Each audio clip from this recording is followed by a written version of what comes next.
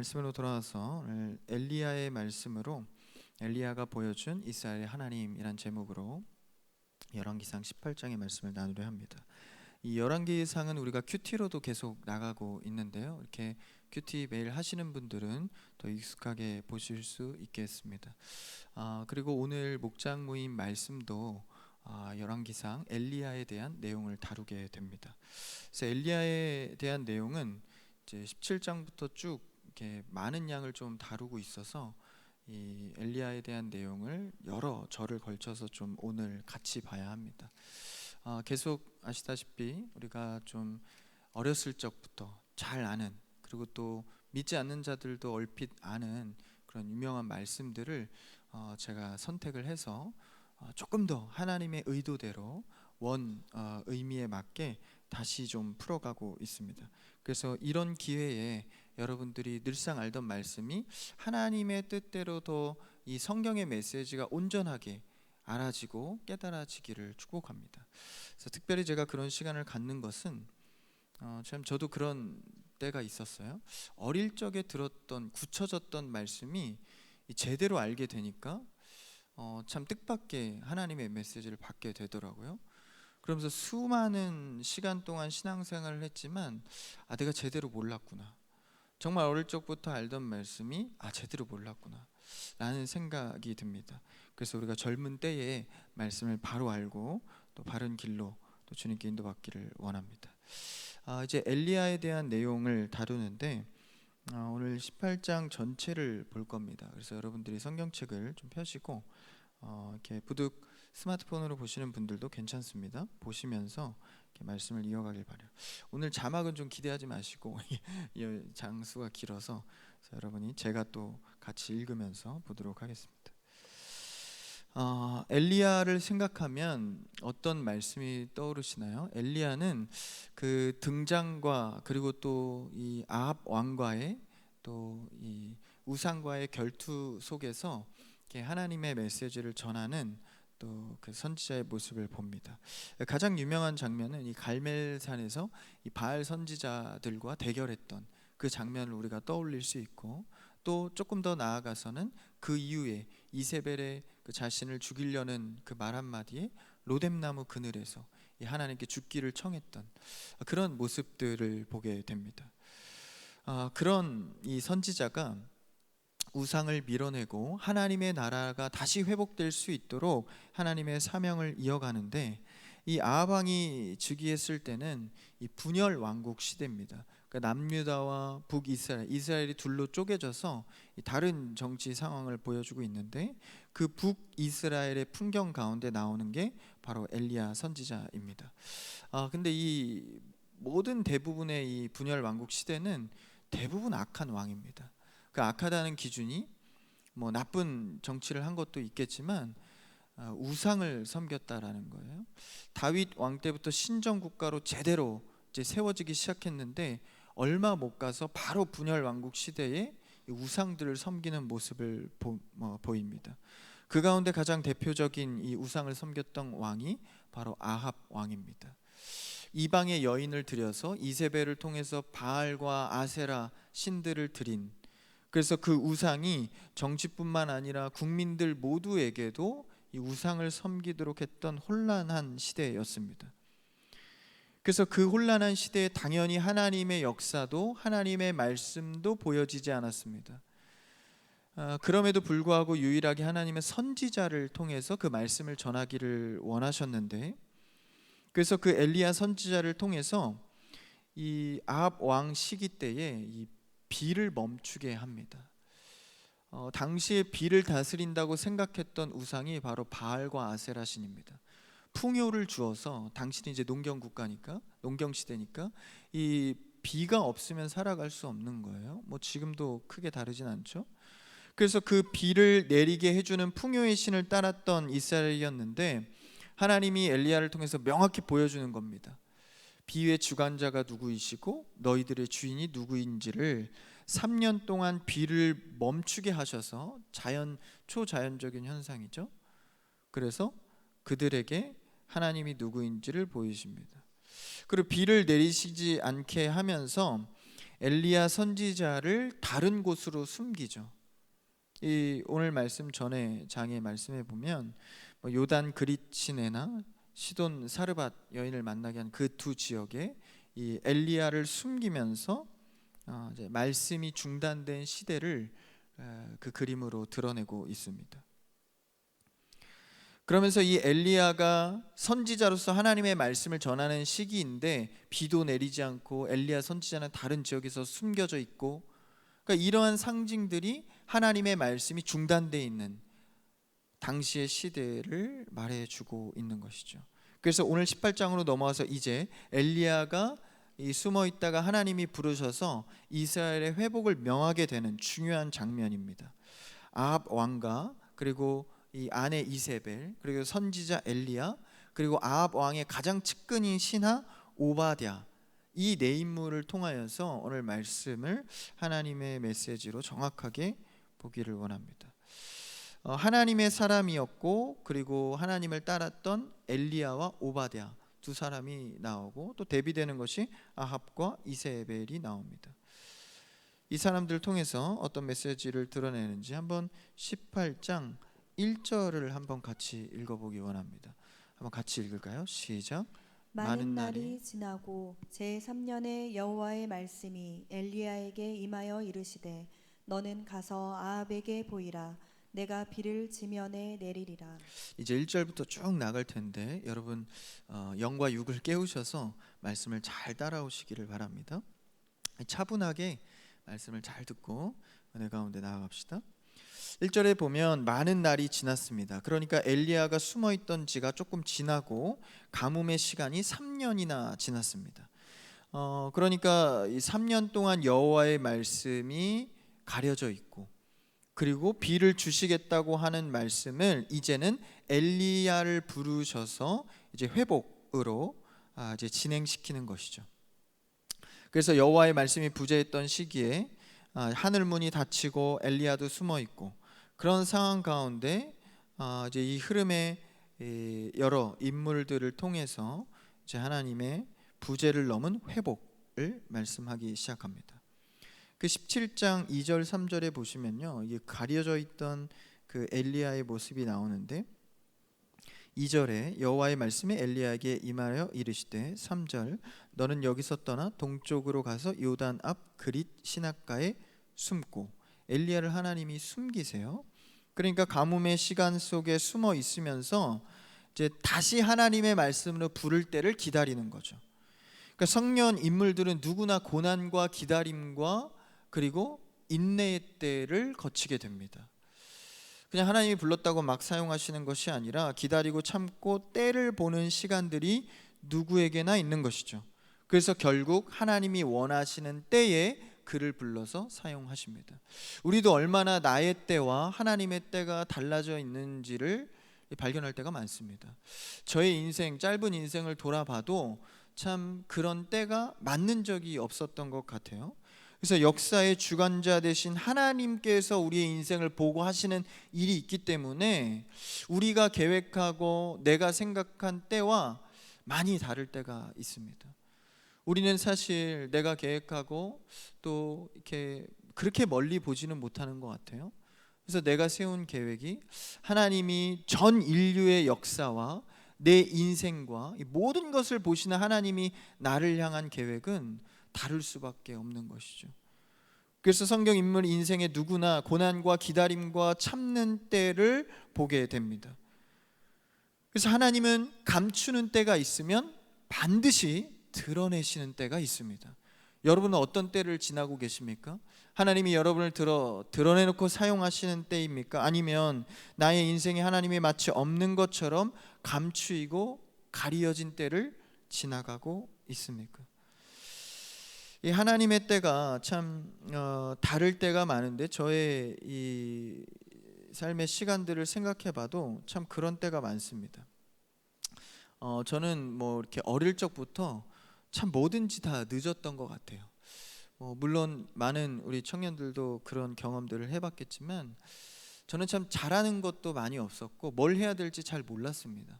중학교 때까지는 아무 꿈도 없었고 고등학교 때는 이제 제가 미술을 했습니다. 그래서 나는 그림 그리는 걸 좀 하고 싶다. 그리고 한 3년 정도 하다가 또 대학 입시에 좀 여의치 않게 잘 안 돼서 또 전공을 바꿔서 재수를 했습니다. 저는 사실 어렸을 때도 재수생들 보면서 대학 빨리빨리 가지 뭐 이런 생각을 했는데 제가 재수생이 될지는 몰랐어요. 전 재수도 했고요. 전공도 많이 바꿨고 또 대학도 늦어지면서 또 공교롭게 교회 일하면서 이 군대 입대도 3년이나 늦어졌습니다. 제 계획과는 전혀 달랐어요. 그리고 뭐 사역도 늦어지고 또 그리고 나중에 뭐 대학원 가는 타이밍도 별로 맞춰지지도 않고, 그러니까 제 짧은 인생을 돌아보더라도 원하던 때에 된 것이 하나도 없습니다.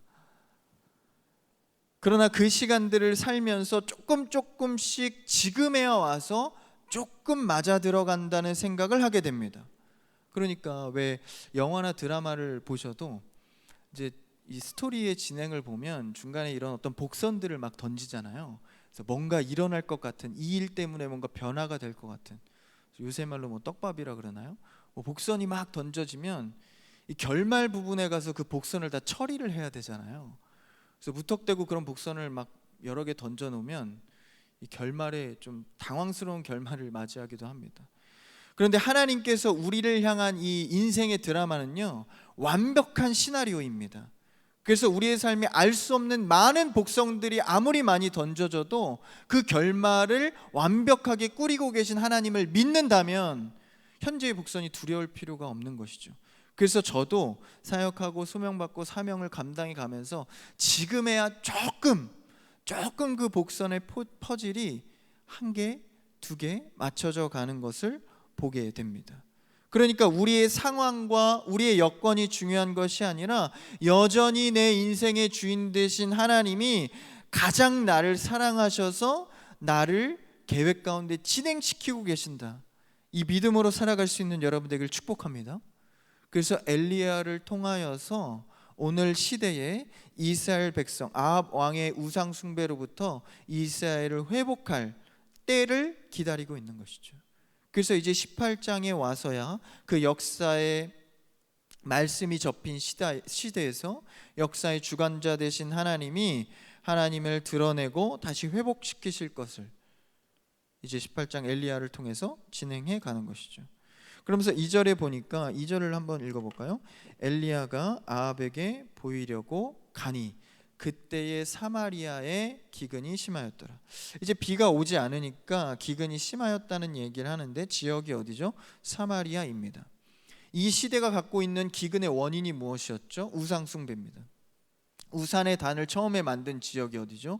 바로 이 사마리아입니다. 그러니까 우상의 근원지가 되는 곳에 기근이 심하였다라는 언급을 하면서 바알 신당의 첫 번째 생긴 그 심은 곳, 그곳으로부터 출발해야 하는 것을 의미적으로 나타내 주고 있죠.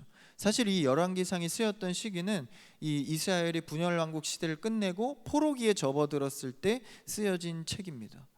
그러니까 다시 회복해야 될 어떤 기대와 소망을 갖고 쓰여진 책이죠. 그러니까 우상의 근원지였던 시작이었던 사마리아, 그 땅을 언급하면서 이 기근의 진짜 원인이 무엇인가? 우상 숭배의 지역으로부터, 이 발생한 이 지역으로부터 다시 회복돼야 할 것을 시사하고 있는 것이죠. 3절에 보면 아합이 왕궁 맡은 자 오바댜, 이제 오바댜가 나옵니다. 이 왕궁 맡은 자라는 것은 가장 측근에 있는 자입니다. 그러니까 뭐 비서실장, 요새로 말하자면 비서실장 정도 될 것 같아요. 그런 왕의 측근에서 행정을 도맡아 하는 자입니다. 당시에 이 왕궁 맡은 자는 이 나라의 땅도 자신이 이제 관리하고 처리하는 일을 했습니다. 그러니까 이 권력자로 말하자면 아합, 아내인 이세벨, 최고 둘의 권력자죠. 그 다음 세 번째로 칭할 수 있는 다음가는 권력자가 바로 이 오바댜입니다. 근데 이 3절의 오바댜의 평가를 보니까 이 오바댜는 여호와를 지극히 경외하는 자라. 그러니까 누가 얘기해 준 게 아니라 이게 객관적인 평가를 오바댜에게 하고 있는 겁니다. 물론 12절에 가면 이 오바댜 자신이 어릴 적부터 나는 여호와를 경외하던 자다 라고 12절에서는 자기가 스스로 말하지만 3절에서는 스스로 말한 게 아니라 성경이 평가하고 있는 겁니다. 그래서 이 오바댜는 이 자신이 섬기고 있는 왕이 누구야? 아합 왕과 이세벨 아닙니까? 그런 상황에서도 하나님께 머물러서 여호와를 지극히 경외하는 자였다라는 거예요. 그러니까 내 삶의 실세는 아합 왕이지만 내 영이 여호와를 따르는 것을 멈추지 않았다라는 것이죠. 시대 또한 이런 상황에 하나님 곁에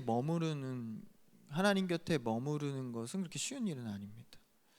우리도 누구나 다 따르는 그런 실세적인, 여러분의 삶의 때에 정말 실세로 작용하는 것들이 무엇이 있습니까?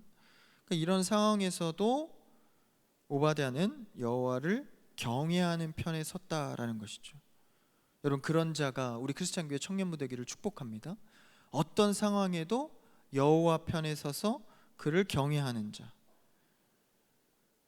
그래서 어쨌든 오바댜는 이 하나님을 경외하는 자로 이 객관적인 평가를 하고 있습니다. 이때 하나의 일이 발생하는데 4절 18장 4절을 한번 읽어볼까요? 같이 시작. 이세벨이 여호와의 선지들을 멸할 때 오바댜가 선지자 100명을 가지고 50명씩 굴에 숨기고 떡과 물을 먹였더라. 이 이세벨이 이제 우상을 섬기는데 이런 시대적 상황에서 그래도 여호와를 섬기는 선지자들이 있을 거 아닙니까? 그들을 이제 죽이려고 한 거예요. 아니, 죽인 겁니다. 그런데 그 가운데의 선지자 100명을 따로 빼서 누가요? 오바댜가 50명은 굴에 숨기고 떡과 물을 줬다라는 거. 50명씩 나눠서 말이죠. 그러니까 오바댜가 이 하나님 곁에 머물러 있었기 때문에 아무리 이세벨과 아합이 강한 정책을 피고 여호와 선지자를 죽인다 할지라도 자기 목숨을 걸고 그들을 보호했던 것입니다.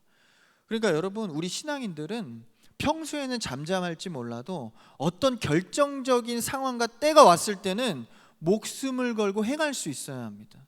오바댜도 사실 당시 상황에서는 아합의 실권에 이렇게 대항할 수조차 없는 상황이었지만 어떤 정말 결정할 때가 되는, 그래서 여호와의 선지자를 죽여버리고 이세벨이 다 죽이려고 할 때 오바댜가 100명을 따로따로 50명씩 숨겨서 자신의 목숨을 걸고 하는 일이죠. 이게 만약에 이게 걸리면 어떻게 되겠습니까? 바로 오바댜부터 죽이지 않겠습니까? 최고의 권력자 앞에서 죽음을 무릅쓰고 하나님의 선지자를 숨기고 먹였다라는 거예요. 그럼 이 몰래 먹인 거니까 나라 돈으로 했겠습니까? 자기 사비 털어서 하지 않았겠습니까? 몰래 해야 되니까. 그 100명이나 되는 사람들을 자신의 손해나 또 생명을 걸고 보호하고 있는 것이죠. 그러니까 이런 것을 볼 때 3절의 평가가 이게 틀린 것 같지는 않습니다. 여호와를 지극히 경외하는 자라. 그러니까 오바댜도 목숨을 걸고 숨기고, 뒤에 보면 이제 엘리야가 목숨을 걸고 전면에 나와서 바알 선지자하고 싸우지 않습니까? 그 싸움에서 지면 죽는 거예요. 엘리야는 좀 하나님의 선지자로 좀 담대함이 있어서 앞에 전면에 나서서 야, 갈멜산 가서 그 선지자들 나와 싸워보자 했던 모습이고, 이 전에 오바댜는 어떻게 했죠? 좀 그 권력에 있으면서 이 몰래 이 목숨을 걸고 이제 하나님의 선지자들을 구해낸 것이죠.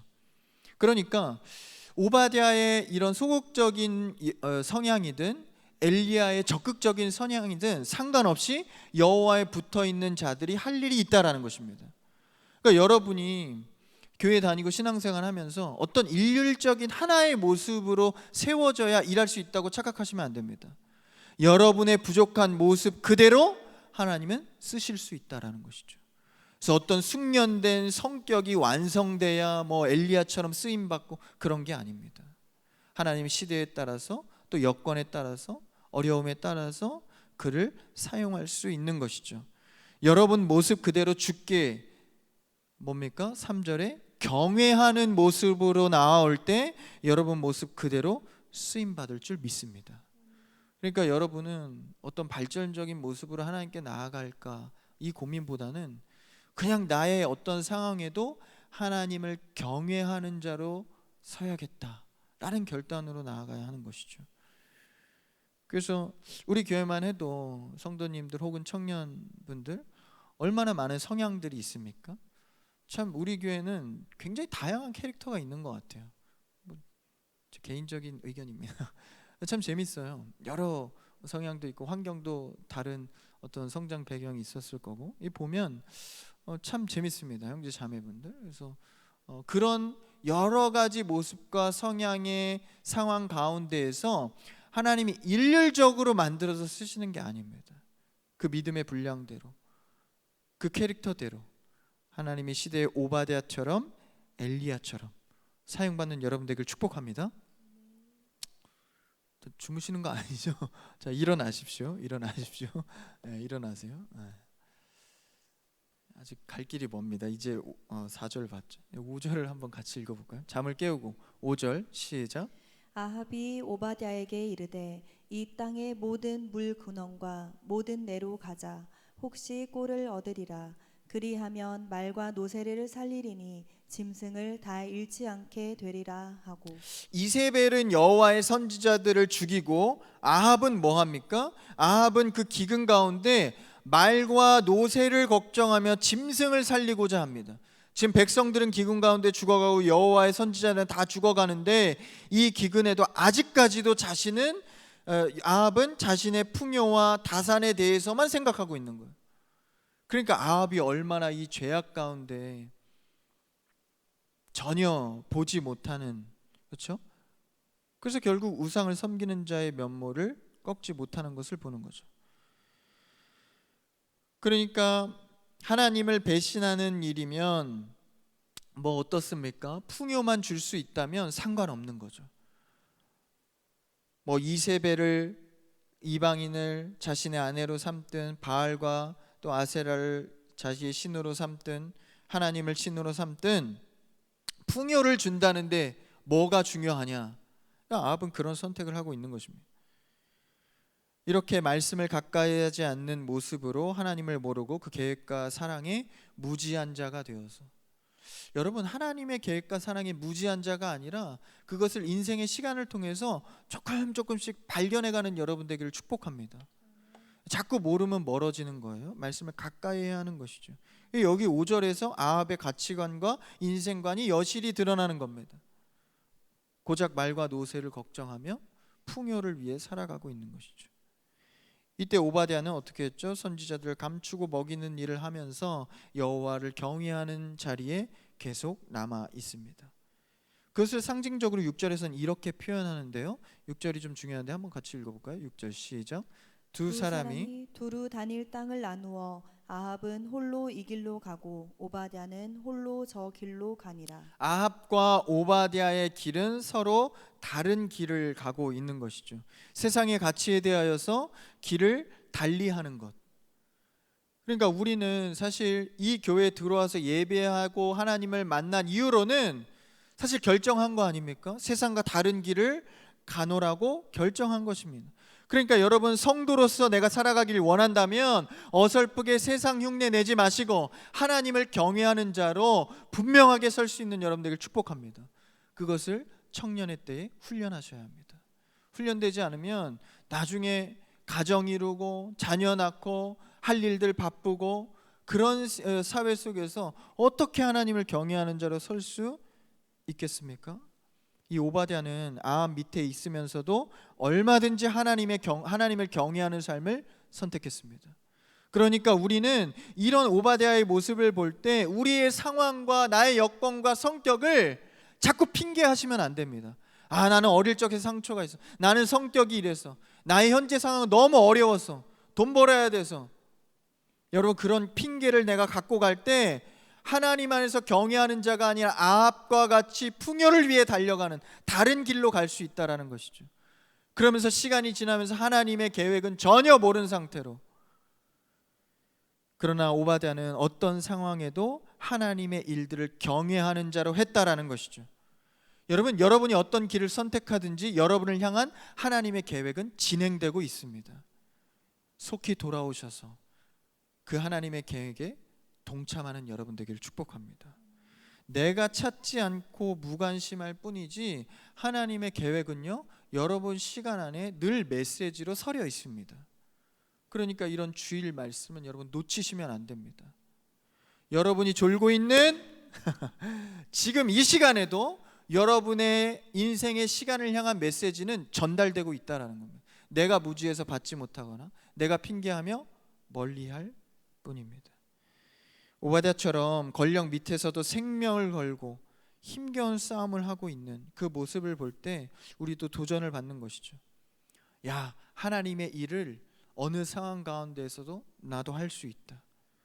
여러분, 그것이 사실 가장 가치 있는 인생입니다. 길은 여러 길이 있습니다. 타협해서 얼마든지 다른 길로 갈 수 있습니다. 때로는 권력 밑에서 배부르게 그냥 살 수도 있고 도망갈 수도 있습니다. 아니면 그저 그렇게 여기저기를 유영하며 살아갈 수도 있습니다. 그러나 오바댜는 계속 견디면서 하나님의 일들을 조심스럽게 동참하며 진행해 간 것이죠. 그러니까 오바댜가 엘리야가 이제 나서기 전에 그런 면모를 한번 보여준 겁니다. 그리고 이제 오바댜와 엘리야가 만나게 됩니다. 한번 7절을 읽어볼까요? 7절에 그 만나는 장면이 나오는데 시작. 오바댜가 길에 있을 때 엘리야가 그를 만난지라. 그가 알아보고 엎드려 말하되 내 주 엘리야여 당신이니까. 오바댜가 이제 길을 갈 때 엘리야를 만나게 됩니다. 그러면서 이제 엘리야가 때가 됐음을 알고 아합에게 당신의 주인, 그러니까 당신의 왕인 아합에게 나를 좀 데려가서 보이십시오. 이것이 이제 회복할 때를 암시하고 있는 것이죠. 8절에 내 주에게 말하기를 엘리야가 여기 있다 하라. 이제부터 하나님의 회복이 시작되는 이제 구절입니다. 그래서 15절 16절에 이제 보이리라 하고 아합과 엘리야가 오바댜를 통해서 이제 만나게 됩니다. 그러면서 이제 아합이 엘리야 보고 만나서 하는 대화가 나오는데 17절을 쭉 뒤로 가서 한번 읽어볼까요? 17절 시작. 엘리야를 볼 때 아합이 그에게 이르되 이스라엘을 괴롭게 하는 자여 너냐. 오늘 본문에서 읽은 말씀이죠. 이제 아합이 엘리야를 보고 이스라엘을 괴롭게 하는 자가 너냐라고 묻는 겁니다. 그러니까 기근이 오게 한 게 너냐라는 얘기를 하는 것처럼 보이는데 사실 그 의도를 갖고 하는 건 아닙니다. 그렇게 되면 아합이 여호와를 신뢰하는 것으로 고백하는 게 되어버리죠. 야, 비가 안 오는 게 너 때문이다. 그러면 하나님이 비를 주관한다고 인정하는 꼴이 되지 않습니까?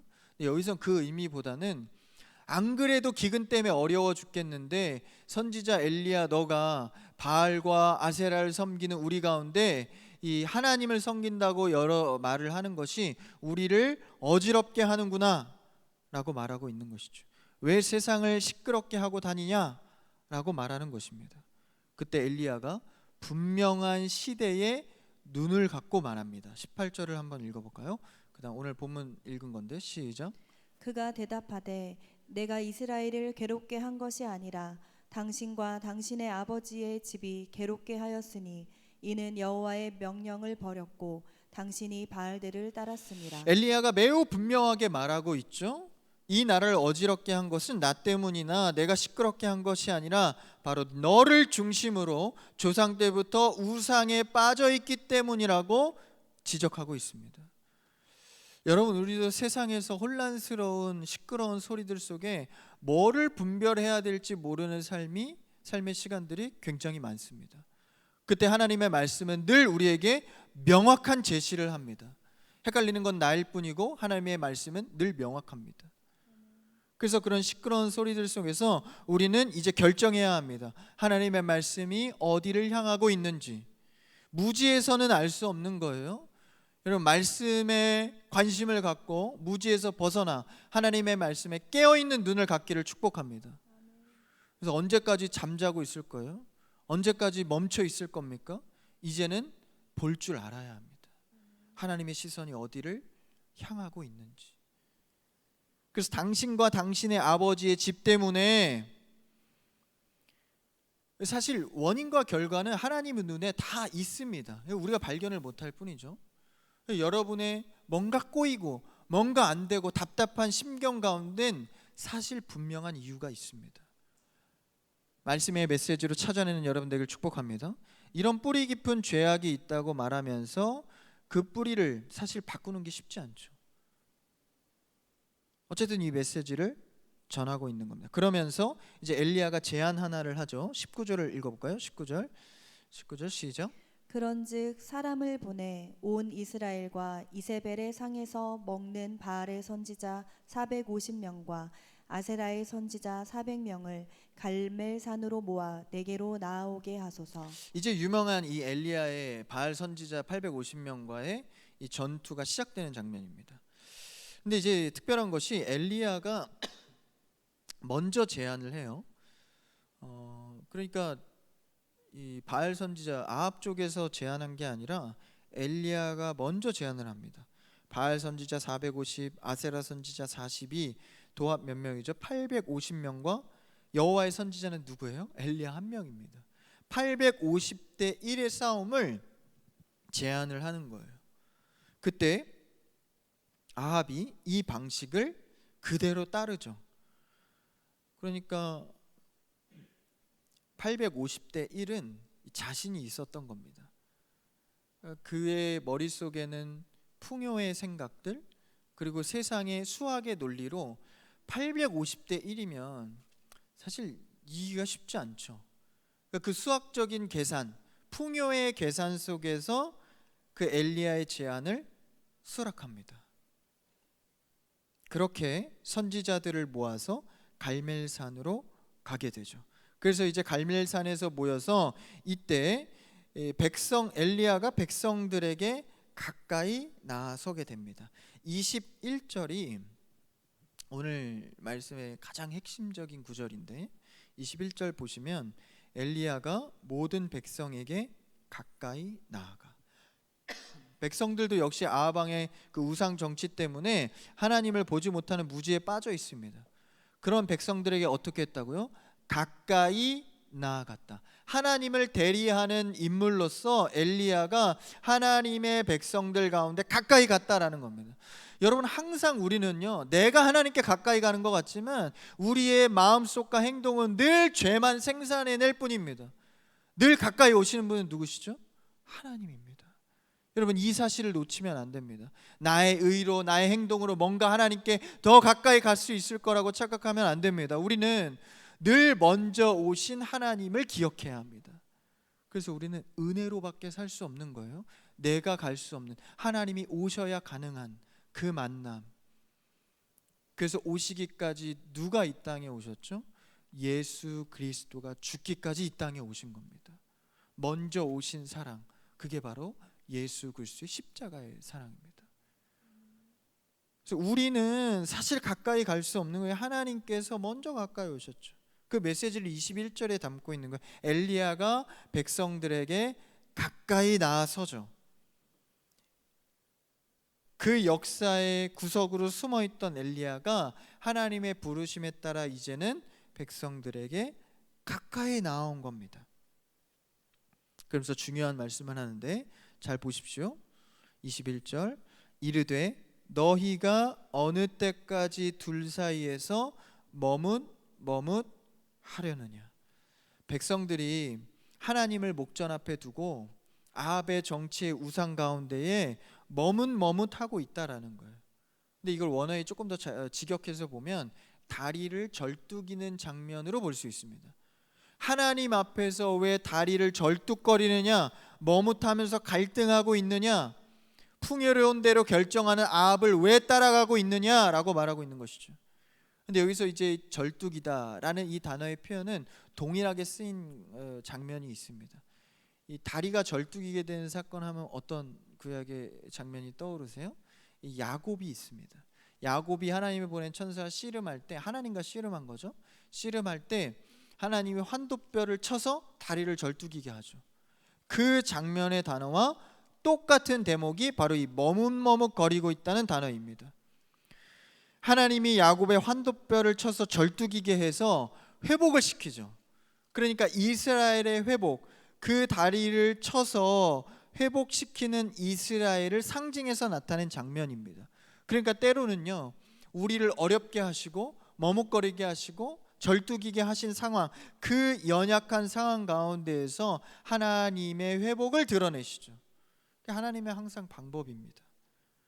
그래서 아합의 우상 숭배로 머뭇거리고 있는 그 백성들에게, 결정하지 못하고 있는 그 백성들에게 하나님께서 먼저 가까이 나아가서 말씀하시는 겁니다. 그러면서 어떤 일을 하죠? 갈멜산에서 전투가 일어나죠. 근데 21절에 보면 그 얘기를, 21절 보십시오. 머뭇머뭇하려느냐, 여호와가 진짜 하나님이면 여호와 하나님을 따르고 바알이 하나님이면 그를 따라라. 굉장히 담대하죠. 그렇게 말하니까 백성이 어떻게 하죠? 말 한마디도 대답하지 않습니다. 그러니까 이게 우상 숭배자들의 특징은 이런 상황 가운데 말을 잘 하지 못해요. 갈등하는 상황 가운데 잘 결정을 하지 못합니다. 여러분 하나님의 백성으로서 하나님의 일 가운데 결정을 담대하게 내리는 여러분 되기를 축복합니다. 그래서 이런 머뭇거리는 상황이 보여요. 이제 850대 1의 전투가 시작돼서 나무를 쌓고 제물을 올려서 이곳에 이제 불이 임하는 싸움을 합니다. 그래서 이 850명의 선지자들이 막 난리를 쳐요. 근데 불이 임합니까? 아무리 난리를 치고 막 서로 자해하고 막 그렇게 미친 광란의 예배를 드리는데 아무 불도 임하지 않죠. 근데 엘리야의 그 쌓았던 제단에는 하나님께서 불이 임합니다. 근데 그 과정을 보니까 놀라운 것이 31절에 보면, 31절을 한번 펴서 보십시오. 31절 같이 읽어볼까요? 31절 시작. 야곱의 아들들의 지파의 수요를 따라 엘리야가 돌 12개를 취하니 이 야곱은 옛적에 여호와의 말씀이 임하여 이르시기를 내 이름을 이스라엘이라 하리라 하신 자더라. 돌을 몇 개를 취해요? 12개. 12하면 이스라엘 지파를 나타내죠. 이스라엘 전체를 상징하는 숫자입니다. 근데 여기 놀랍게도 뭐가 나오죠? 야곱의 아들들. 아까 환도뼈를 친 게 누구죠? 야곱. 그 머뭇거리는 백성들. 야곱의 환도뼈를 치는. 그래서 머뭇거리는 야곱을 쳤듯이 머뭇거리는 백성들 가운데에 이제는 뭘로 바꾸시죠? 12개의 돌, 모든 이스라엘이, 야곱의 아들들 이스라엘이 여호와의 말씀이 임하여 이르시기를 내 이름을 이스라엘이라 하리라. 그러니까 전에는 자기 멋대로 머뭇거리며 절뚝거리며 살았던 인생이, 야곱과 같은 인생이 이제는 이스라엘이라 하리라. 야곱의 이름을 하나님께서 바꿔주시죠. 이스라엘로, 하나님의 백성으로 바꿔주신다라는 것입니다. 심지어는 33절 34절에 보면 그 나무 제단에 뭘 뿌리냐면 물을 뿌려요. 근데 나무를 버리고 송아지에 각을 떠서 놓는데, 계산을 잘 해보십시오. 33절 통 4개의 물을 채웁니다. 그리고 34절에 보면 몇 번 뿌리죠? 34절을 보여주세요. 몇 번 뿌리죠? 3번 그렇게 합니다. 3, 4 뭐죠? 10입니다. 12개의 돌과 12번의 물을 부어서 이스라엘 회복을 상징하죠. 그래서 불이 임하게 해달라고 말하죠. 36절을 가서 읽어볼까요? 36절 같이요. 시작.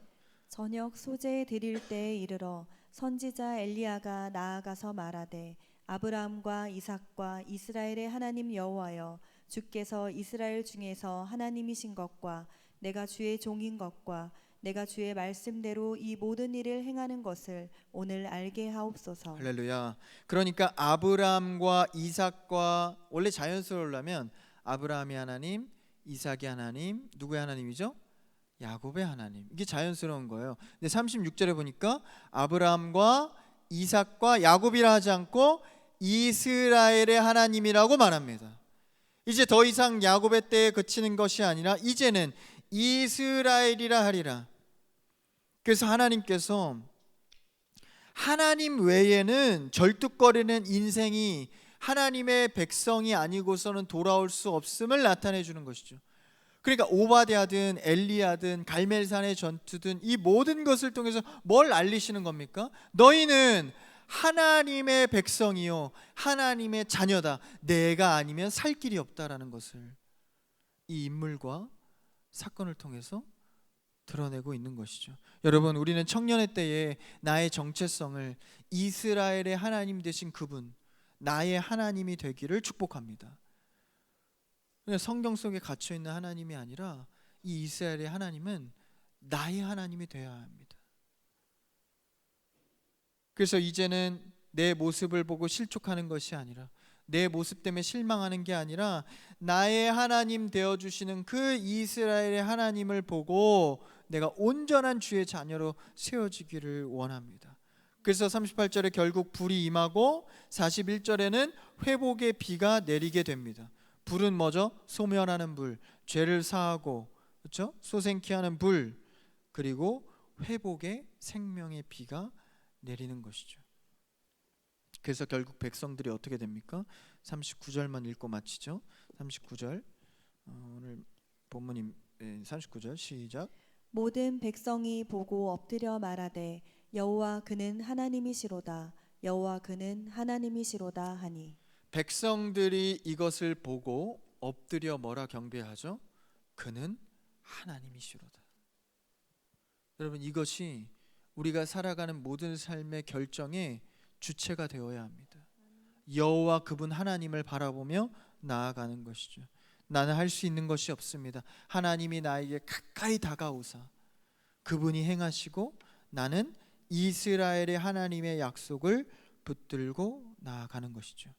야곱의 하나님, 이스라엘의 하나님, 오늘날 나의 하나님이 되셔서 오바댜의 생명을 건 선지자들의 보호와 같이 엘리야가 850명 선지자 앞에 하나님, 야곱의 하나님을 붙들고 나아갔듯이 나도 하나님의 자녀의 회복을 맛보는 그런 청년, 그런 성도 다 되시기를 주님의 이름으로 축복합니다.